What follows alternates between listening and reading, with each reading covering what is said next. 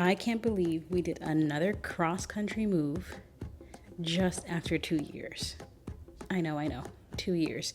We got to Laredo 2 years ago, and here we are in a new state 2 years later, and it feels wild. As I sit here in my new office, in my new apartment, in my new home state, or state for now, we never know, I want to bring you along on what it was like to move, what I did to make it easier, what I learned in the process, and what kept me grounded through the freaking roller coaster of getting over here. Me documenting and sharing this is part of something greater that I've wanted to do in terms of sharing my life outside of just being a dietitian.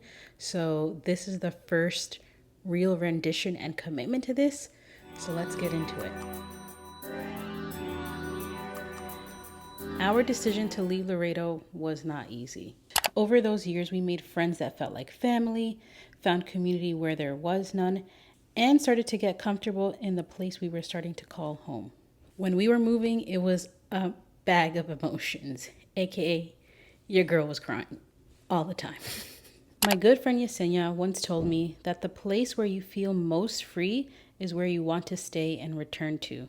And that's what my heart felt like when it came to Texas.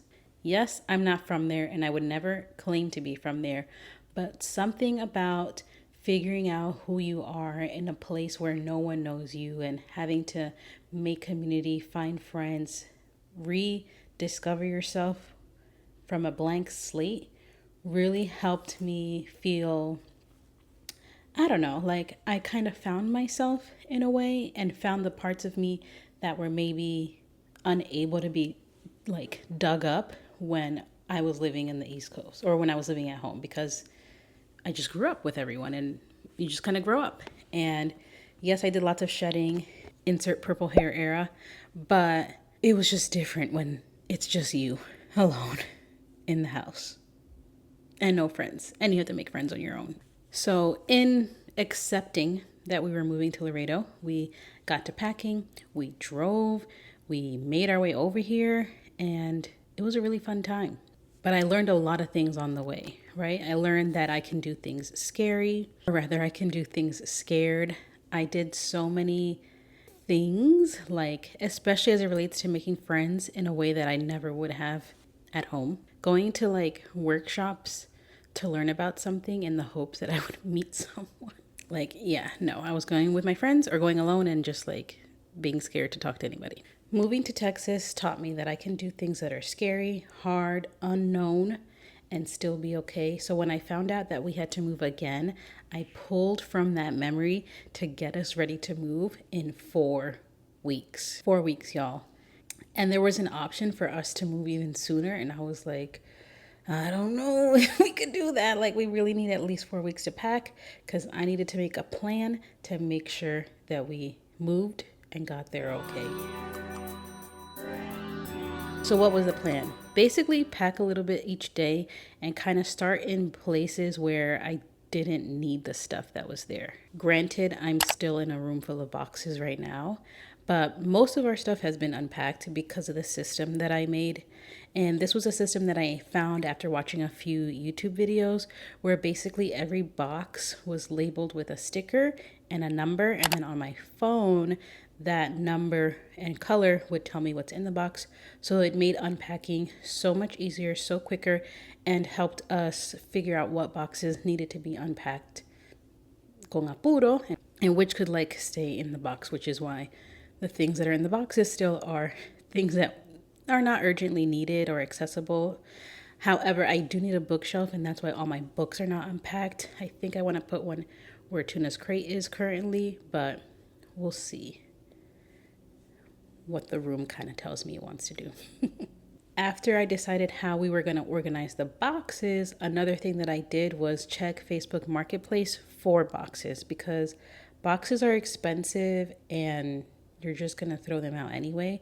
So thankfully we found this one listing that had like a lot of boxes. Like the majority of the boxes that we moved with was from that lady. Shout out to you, lady. I never got to meet her because my husband picked up the boxes, but we only had to buy maybe like 12 boxes out of that, and we had about 40 boxes packed. So she really did her big one with that. Thank you. Thank you for saving your boxes. And we passed it along too. Like once we got here and unpacked, we listed our boxes. A few people picked them up, and it just extends the life of the boxes as well. Like you can reuse them.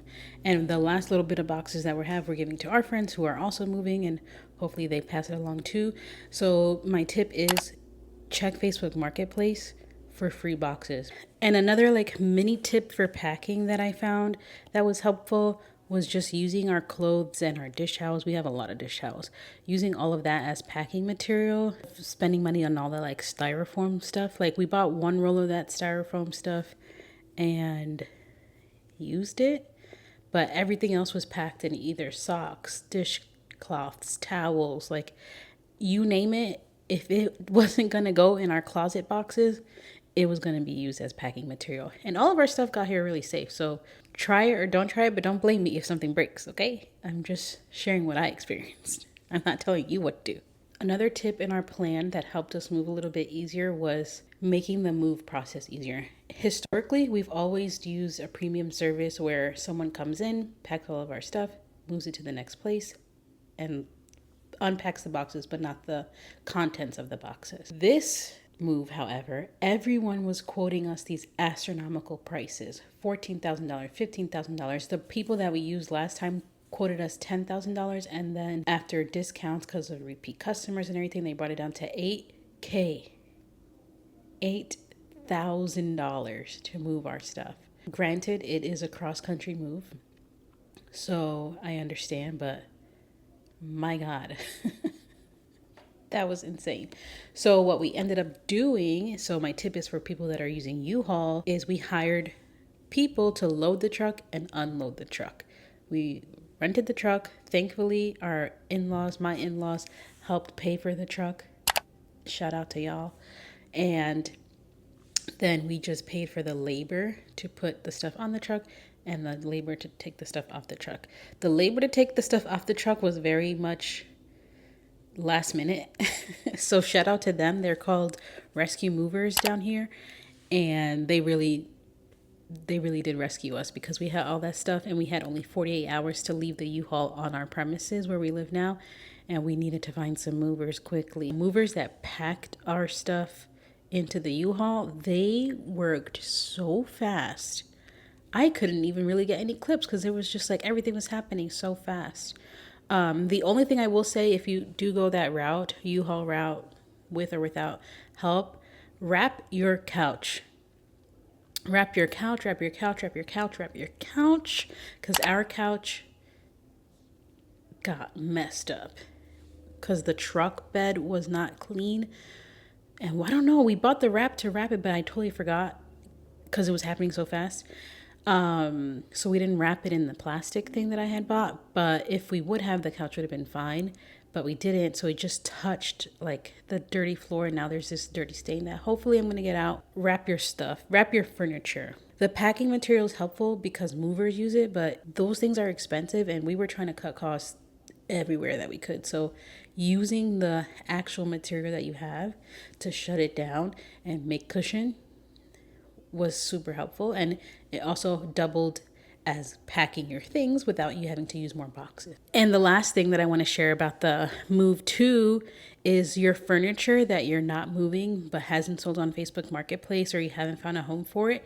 Check your local, if you have, check your local Habitat for Humanity restore, or similar to like a thrift store, but this is a store run by Habitat that the money then goes to fund homes for other people. Habitat Restore will come and pick it up for you. So they came and they picked up our bed frame, some cabinets that I had, rugs, like a whole bunch of random stuff, our shoe organizer, like all of these things that I knew was not going to move with me to the new place, and I knew I didn't want in the new place, and I knew wasn't going to sell on Facebook either. And they'll sell it at a reasonable price, and then that money goes to help people build homes. So it's like a cute little way to keep the life of the furniture pieces alive, because sometimes when people moved out of our old complex, you would just see all this furniture by the dumpster and you're like, damn, if only they knew the Habitat would just pick that up for them and they wouldn't even have to worry about it.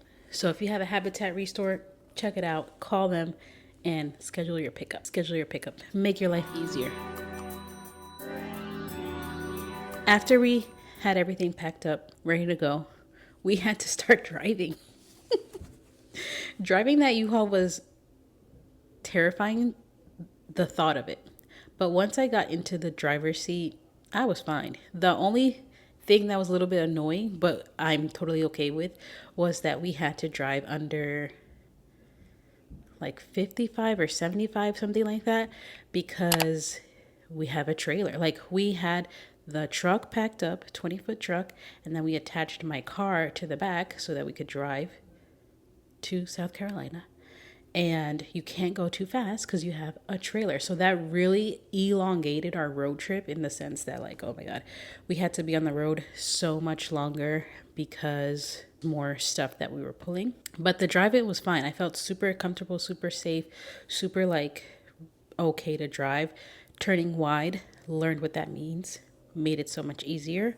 And in terms of like our stops for the road trip, big like conversation piece in my house with my parents.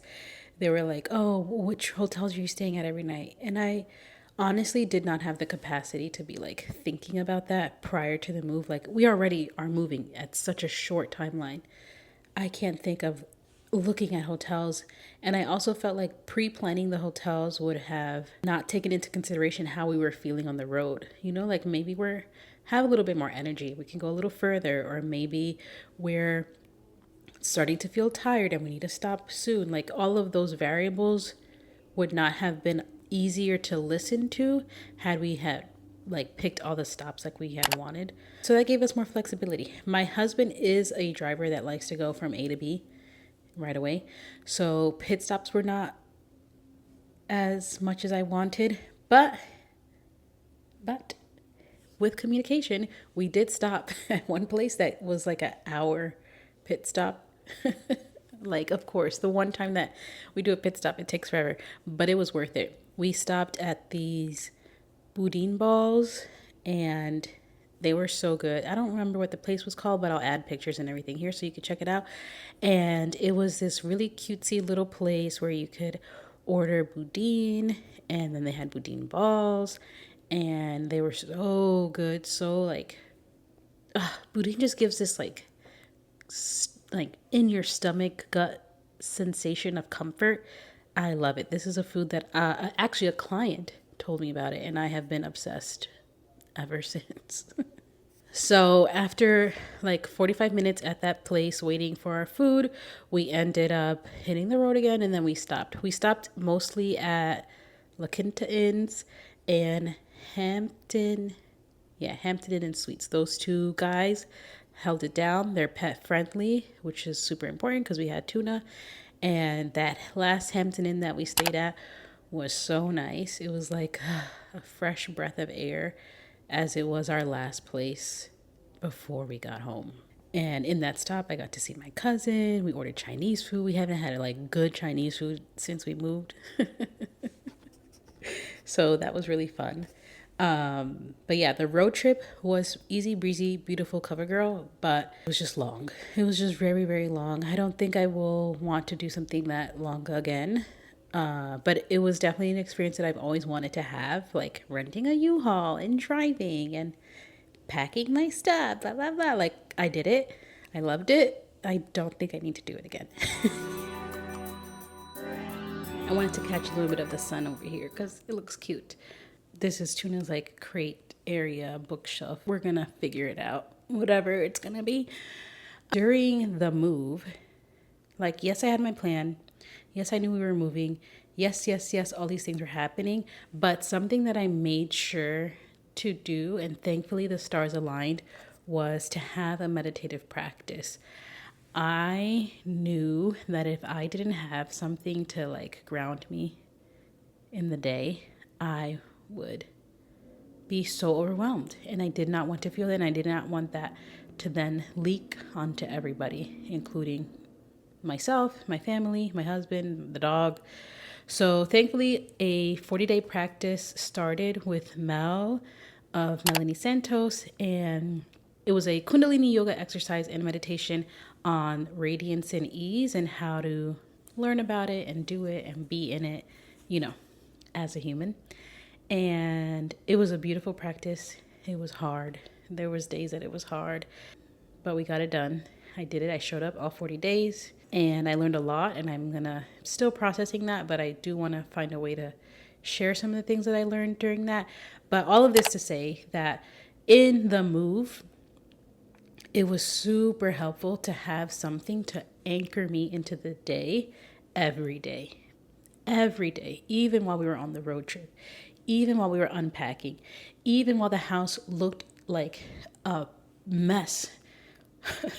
A mess was like in there on both sides. Like, even through all of that, it was so important to anchor. Even I am so blessed that my family for both moves have been able to drop everything and move with us, or at least be there to unpack, making me so emotional how blessed I am. And it's so much fun to be with family, but it's a lot, right? So even in having all of these people that you grew up with your whole life, having something to anchor you into the day and remind you that you are a radiant being shining, and they are radiant beings shining, and we're all just trying to shine in the best way that we know how, allowed me to be so much more present and so much more grounded and loving and appreciative and blessed, and like realizing how blessed I am in the moment. So I'm so grateful that the stars aligned, that I had that practice 40 days of meditating and everything. There's just so many words, I can't even describe it right now, but so much of that was part of this like anchoring in the day, taking care of myself. Like, it's very easy with moves to not take care of yourself, to just like give in to like the chaos of the move. And I knew from the last move and this move, like, that's not the game that we're gonna play, and I don't have the capacity to play that game. That care piece was super important for me. And then at the end of the day, I just had to surrender. Like, I have control over the things that I have control over, and I have control over nothing else. And the quicker I accepted that, the easier things flowed, and it just allowed for this move to be seamless, to trust in Suga, the spirit universe, God, angels, ancestors. It allowed me to let Suga take care of me, and Suga did. Like, the universe always will, as long as, you're doing all the things. Even if you're not doing all the things, but I'm not going to get into that all of that right now.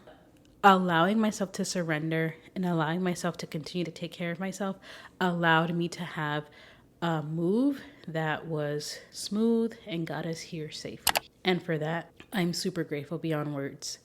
And now, here we are. A new chapter, a new home, a new state, a new town, a new everything. And this time we are surrounded by friends and family. Thankfully, we are in a much better place mentally, physically, and spiritually. And I'm just grateful that I'm able to still be present through all of it. And this move is a reminder that starting over is never easy, but it can be beautiful, and it can be radiant, and it can be full of ups and downs, because there's been a lot of stuff going on personally that we are still processing and making space for, that have made moving here even more important and more like, wow, we needed to be here right when we got here, because if we weren't, wow. So again, just surrendering to the greater plan. Suga got a greater plan that I'll never know. So I'm grateful that starting over came with all the things that it's coming with so far, but I know that it feels like, I don't know what to say exactly. I just know that like moving here happened for a reason, and the reason is still unfolding, but it's happening and I'm grateful for it. So, yes, starting over does feel all of these things, but it can be beautiful even in the pain, even in the hurt, even in the joy, even in the sunny skies. It's beautiful all the time. I have in one of my art boxes, I have a quote that says something like that too. And if you're in this season of change, surrendering, transitions, let me know. Drop it in the comments. I'm curious. And that's it for today's video. Thank you for watching. Love you. Bye.